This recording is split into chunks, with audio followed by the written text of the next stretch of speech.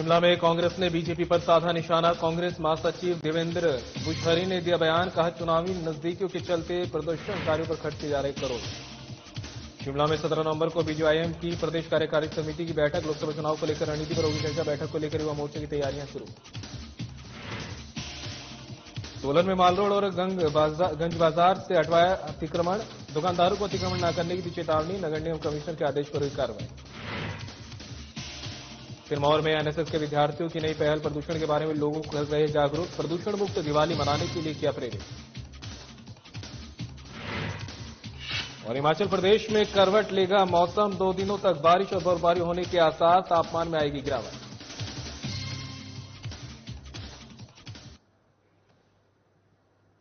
नमस्कार, हिमाचल प्रदेश की खबरें लेकर मैं हूं आपके साथ संदीप निरंजन सरकार। शिमला में बीजेपी प्रदेश अध्यक्ष डॉक्टर राजीव बिंदल ने बिहार के मुख्यमंत्री नीतीश कुमार को आड़े हाथ लेते हुए कहा कि उनकी तरफ से महिलाओं के प्रति दिया गया बयान अति निंदनीय और शर्मनाक है। एक मुख्यमंत्री विधानसभा में महिलाओं के प्रति आपत्तिजनक शब्दों का प्रयोग करता है। यह अपेक्षा उनसे नहीं की जा सकती। ऐसे शब्दों का चयन उनके राजनीतिक अनुभव पर सवालिया निशान खड़े करता है। आगे उन्होंने कहा कि इंडी गठबंधन के साथी कभी सनातन को समाप्त करने की बात करते हैं, महिलाओं के सम्मान को ठेस पहुंचाते हैं और कभी जेल से सरकार चलाने की बात करते हैं। बहुत दुख की बात है कि कांग्रेस पार्टी ऐसे गठबंधन की मुखिया है। साथ ही उन्होंने कहा कि नीतीश कुमार को अपने पद पर बने रहने का कोई अधिकार नहीं है। उनको बिहार के मुख्यमंत्री पद से तुरंत इस्तीफा देना चाहिए। क्षमा याचना इस मुद्दे पर काफी नहीं है, केवल इस्तीफा ही इस घटना का उपाय है। उन्होंने कहा कि ऐसी घटनाओं से कांग्रेस और इंडी गठबंधन का असली चेहरा धीरे धीरे जनता के सामने आ रहा है। श्री नीतीश कुमार जी द्वारा महिलाओं के संबंध में दिया गया जो बयान है वो बहुत निंदनीय है, शर्मनाक है। बिहार विधानसभा की कार्रवाई के समय मुख्यमंत्री महोदय द्वारा महिलाओं के प्रति अपमानजनक शब्दों का प्रयोग ये अपेक्षा नहीं की जा सकती। एक इतना बड़ा राजनीतिक जीवन, लगातार मुख्यमंत्री रहना, केंद्रीय मंत्री रहना, सांसद रहना, और फिर वो तो अभी इंडी गठबंधन के राष्ट्रीय कन्वीनर बनने जा रहे हैं। और ऐसे में इस प्रकार के शब्द जो सामान्य भाषा में 4 लोग बैठ करके आपस में चर्चा इस प्रकार की नहीं कर सकते, वो उन्होंने विधानसभा के और फ्लोर के ऊपर इस प्रकार की बात की है। ये अत्यंत शर्मनाक है। खबर शिमला से है, जहां रिज मैदान पर केंद्र सरकार की योजनाओं को प्रदर्शित करने के लिए लगाई गई प्रदर्शनी पर कांग्रेस ने हमला बोला है। कांग्रेस ने आरोप लगाया कि बीजेपी दिखावे की राजनीति करती है, जिसका खामियाजा बीजेपी को आगामी विधानसभा और लोकसभा चुनाव में भुगतना पड़ेगा। वहीं कांग्रेस महासचिव देवेंद्र बुशहरी ने बताया कि बीजेपी चुनावी साल में इस तरह की प्रदर्शनी लगाकर करोड़ों रुपए खर्च कर रही है। उन्होंने कहा कि प्रदेश आपदा के दौर से गुजर रहा है, लेकिन केंद्र की ओर से कोई सहायता नहीं दी गई। उन्होंने कहा कि अच्छा होता कि इन पैसों को आपदा से निपटने के लिए देने। और आगे उन्होंने ये भी कहा कि केंद्र सरकार के पास चुनाव प्रचार प्रसार के लिए तो पैसा है, लेकिन हिमाचल में आपदा से जान गंवाने वाले लोगों को श्रद्धांजलि तक नहीं दी गई है।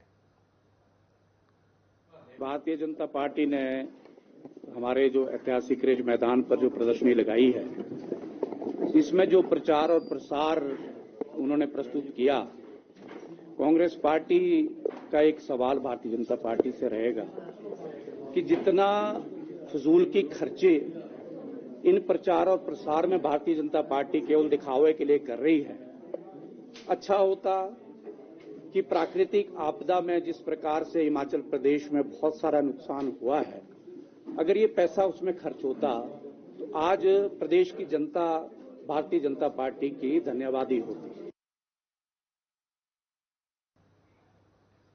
हिमाचल प्रदेश में लोकसभा चुनाव को लेकर युवा कांग्रेस ने भी अपनी तैयारियां शुरू कर दी है। इसी कड़ी में अब हिमाचल प्रदेश में युवा कांग्रेस की तरफ से पहला वोट फॉर इंडिया अभियान चलाया जाएगा। इसके अलावा कॉलेज में पढ़ने वाले छात्रों को भी मतदान के बारे में जागरूक किया जाएगा, ताकि युवा लोकसभा चुनाव में अपनी अहम भूमिका निभा सके। ढालपुर में पत्रकारों को संबोधित करते हुए हिमाचल प्रदेश युवा कांग्रेस की प्रदेश मीडिया समन्वय कर्णदेव बौद्ध का कहना है कि कर्नाटक में भी युवा कांग्रेस ने इसी तरह से काम किया और वहां पर कांग्रेस की सरकार बन पाई। लोकसभा चुनावों को लेकर भी अब युवा कांग्रेस ने अपनी तैयारियां पूरी कर ली है। इसके अलावा इससे पहले युवा कांग्रेस की तरफ जो अभियान चलाए गए थे उसे भी जनता की तरफ से खूब सराहा गया है। साथ ही उन्होंने बताया कि इस बार प्रदेश कांग्रेस संगठन और प्रदेश युवा कांग्रेस की भी बैठक हुई है और जल्द ही इस पूरे अभियान को प्रदेश भर में चलाया जाएगा। इस प्रकार हमारे भारतीय युवा कांग्रेस ने आने वाले लोकसभा चुनाव के मद्देनजर जो पहले जो कैंपेन चलाया था बूथ जोड़ो यूथ जोड़ो और सुपर शक्ति श्री कार्यक्रम, जिसका हमें भरपूर योगदान मिल रहा है। और अब हमने जैसा कि पहले भारतीय युवा कांग्रेस ने कर्नाटक चुनाव में युवा मठ करके कार्यक्रम चलाया था, जिसके अंतर्गत हमें उसका बहुत फायदा मिला और लाखों की तादाद में युवा हमारे उस कार्यक्रम में जुड़े और कर्नाटक में हमने बहुमत से सरकार हासिल की। और अब इस कार्यक्रम की शुरुआत अब हम आने वाले लोकसभा चुनाव में हिमाचल में भी करना चाहते हैं, जिसका शीर्षक है पहला वोट फॉर इंडिया।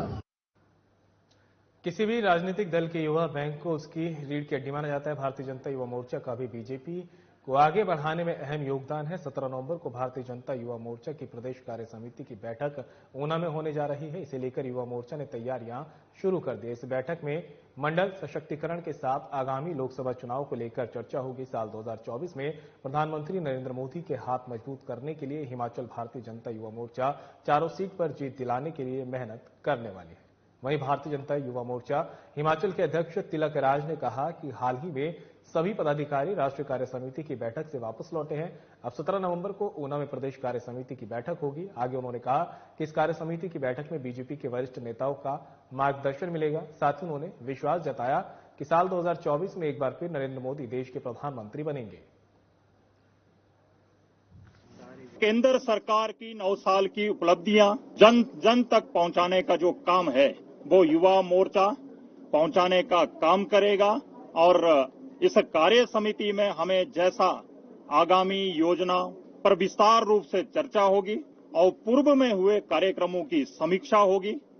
और भारतीय जनता युवा मोर्चा आने वाले समय के लिए कमर कसकर अपने दायित्व का बोध सुनिश्चित करते हुए 2024 में किस प्रकार ये विकास गति का जो रथ है ये और आगे बढ़े, इसलिए भारतीय जनता युवा मोर्चा अपनी रणनीति आने वाले समय के लिए उस कार्य समिति में सुनिश्चित करने वाला है।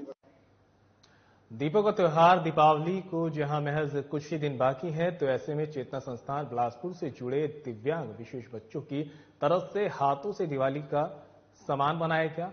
वोकल फॉर लोकल के नारे को साकार करते हुए चेतना संस्थान की संस्थापिका डॉक्टर मल्लिका नड्डा की तरफ से विशेष बच्चों के हुनर को आगे लाने और दिवाली के शुभ अवसर पर इन विशेष बच्चों की तरफ से दिए, मोमबत्ती और भगवान की मूर्तियों समेत कई तरह के सामान बनवाए गए, जिन्हें बनाने में चेतना संस्था के सदस्य पूरी मदद उन्होंने की है। बच्चों द्वारा बनाए गए सामान को हर साल स्कूलों में स्टॉल लगाकर बिक्री की जाती है, ताकि इन विशेष बच्चों के हुनर को समाज तक पहुंचाया जाए।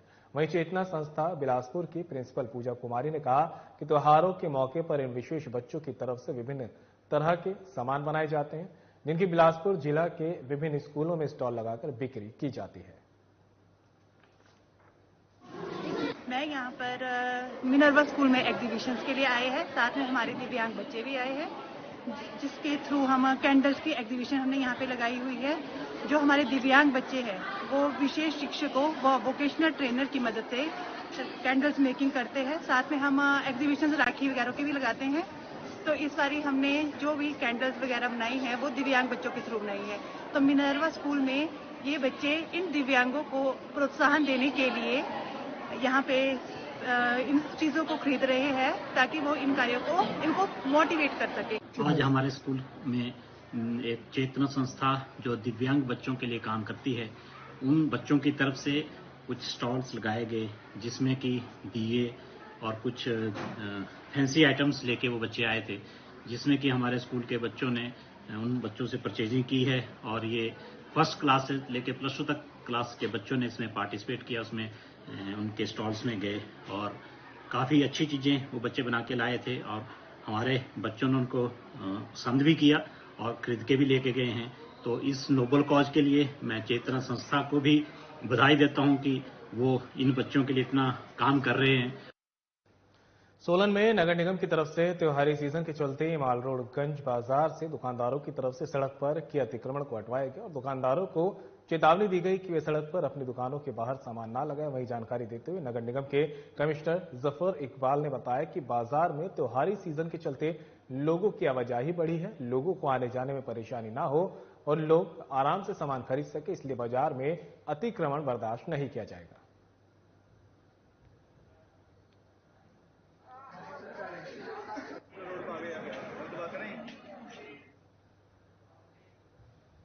फिलहाल बुलेटिन में मेरे साथ इतना ही, दीजिए इजाजत, नमस्कार।